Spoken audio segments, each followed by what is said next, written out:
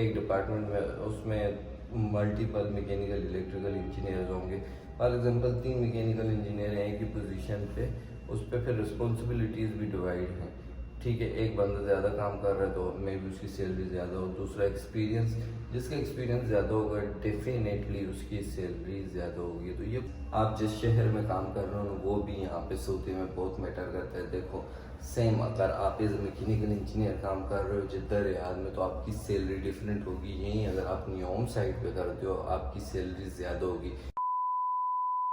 अस्सलाम वालेकुम एवरीवन, कैसे हो आप सब? उम्मीद करता हूँ आप सब खैरियत से होंगे और अच्छे से ज़िंदगी गुजार रहे होंगे। तो यार आज ब्लॉग को आगे बढ़ाने से पहले ना कुछ बहुत ज़्यादा क्वेश्चन जो मेरे से पूछे जाते हैं उनके जवाब मैं दे देता हूँ। सबसे ज़्यादा क्वेश्चन जो मेरे से किए जाता है ना कि सैलरी कितनी होती है, सेफ्टी ऑफिसर की कितनी होती है, मैकेनिकल की कितनी होती है, इलेक्ट्रिकल की कितनी होती है, या डिफरेंट किसी भी फील्ड को उठा के मेरे से सैलरी पूछना शुरू कर देते हैं। तुम में से किस किस को लगता है कि मैं एचआर में या पेरोल में काम करता हूँ? ऐसा बिल्कुल नहीं है। मैं एक छोटा सा मैकेनिकल इंजीनियर हूँ यहाँ पे। जो मैं आपको सैलरीज वगैरह बता भी रहा हूँ वो एवरेज बताता हूँ जो यहाँ पे चल रही होती हैं। ठीक है, बाकी मैं भी नेट पे ही चेक करके आपको ये चीज़ें बता रहा हूँ। देखो सैलरी इस तरह नहीं है कि जो एक बंदे को मिल रही है वहीं चल रही होगी, हर जगह वहीं आपको मिलेगी। सैलरी मुख्तलिफ चीज़ों पे डिपेंड करती है। सबसे पहले आपकी कंपनी पे डिपेंड करती है। देखो आप किसी अच्छी मल्टीनेशनल कंपनी में काम कर रहे हो ना, वहाँ पे आपकी सैलरी अच्छी होगी। वहीं आप कहीं नॉर्मल सी कंपनी छोटे से स्टार्टअप में काम कर रहे हो तो वहाँ पे आपकी सैलरी कम होगी।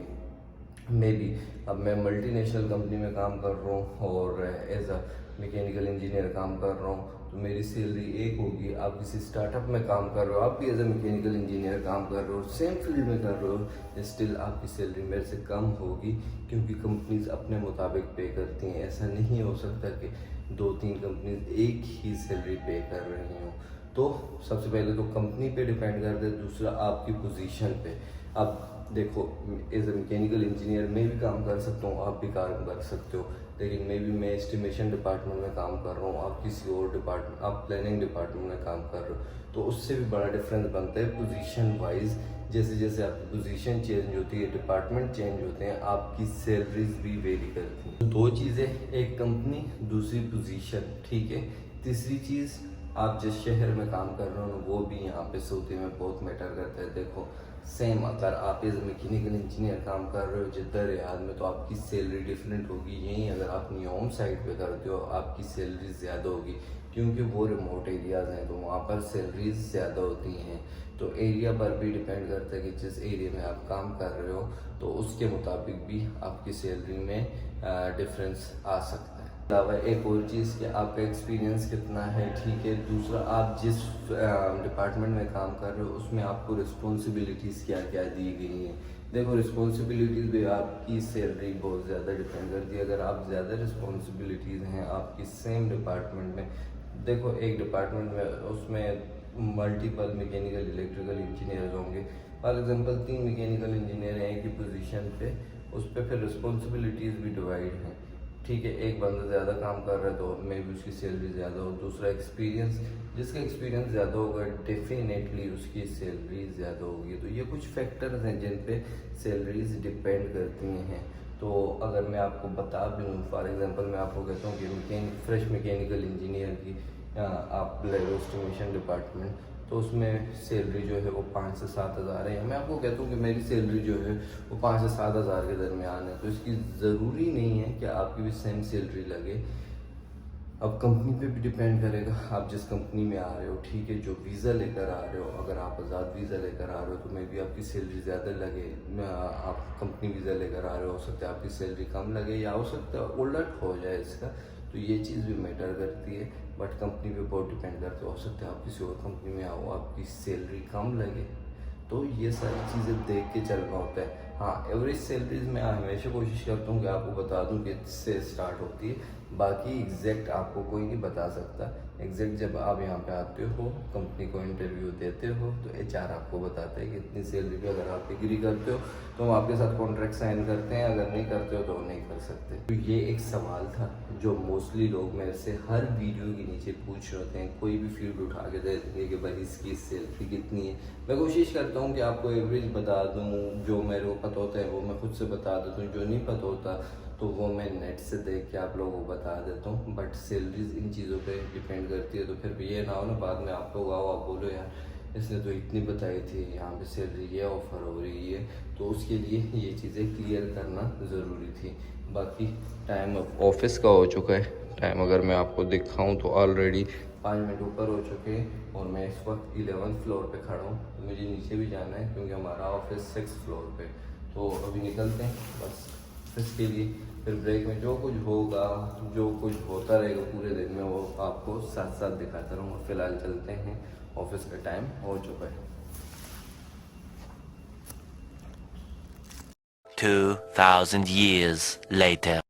वेलकम बैक हो गया आप सबका एक बार फिर से। सुबह आपको सलाम करके मैं ऑफिस गया हूँ और काम में ऐसा बिजी हुआ कि पूरा दिन मुझे टाइम ही नहीं मिला। अच्छा, हर ऑफिस में ऐसे मैनेजर्स आपको मिलेंगे।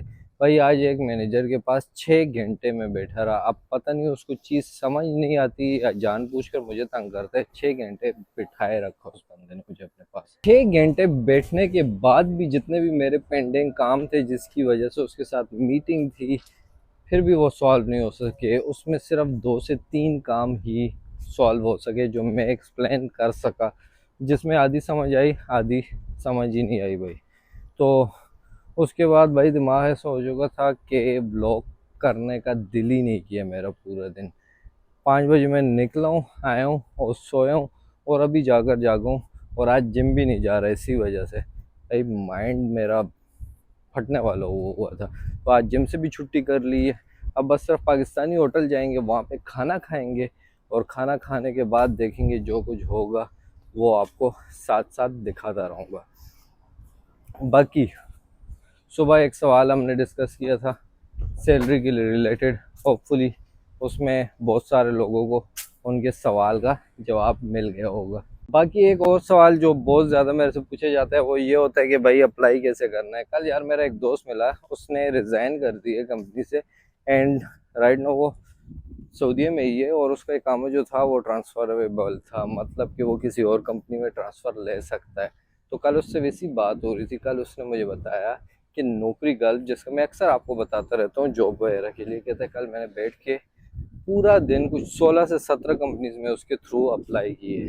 तो ये चीज़ देख लो यार, देखो जॉब मिल जाती है, जॉब लेना मुश्किल नहीं है, लेकिन उसके लिए थोड़ी कसरत करनी पड़ती है। अगर यहाँ पे बैठा बंदा 16 कंपनीज में एक दिन में अप्लाई कर रहे हैं ना, तो आप देख लो, आप तो अपनी कंट्री से अप्लाई कर रहे हो तो आपको इससे भी ज़्यादा कोशिश करनी पड़ेगी, फिर ही कुछ बनेगा। बाकी अभी चलते हैं होटल, खाना खाते हैं, उसके बाद जो भी होगा आपके साथ दिखाते रहूँगा।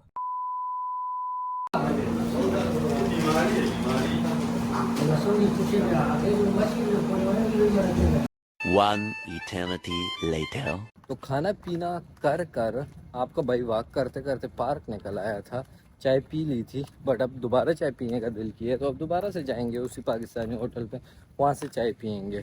खैर बाकी यार मैं एप्पल इवेंट देखना शुरू हो गया था क्योंकि नया आईफोन आ रहा है। तो बाकी कमेंट सेक्शन में बताना किस किस ने देखा था एंड कैसा लगा नया आईफोन। तो मैं वो देखना शुरू हो गया था, तो बाकी तो मुझे कोई ख़बर ही नहीं रही। उम्मीद करता हूँ आज का जो व्लॉग था, छोटा सा व्लॉग था, 1-2 सवालों को मैंने आपके जवाब दे दिए जो आप लोग पूछते रहते हो। उम्मीद करता हूँ ये छोटा सा व्लॉग आपको पसंद आया होगा। अब अगर छोटा सा व्लॉग पसंद आया तो फिर एक छोटा सा लाइक कर देना, छोटा सा कमेंट कर देना और दोस्तों के साथ शेयर कर देना। मिलते हैं कल एक नए व्लॉग में, तब तक के लिए मुझे दुआओं में याद रखना। अल्लाह हाफिज़।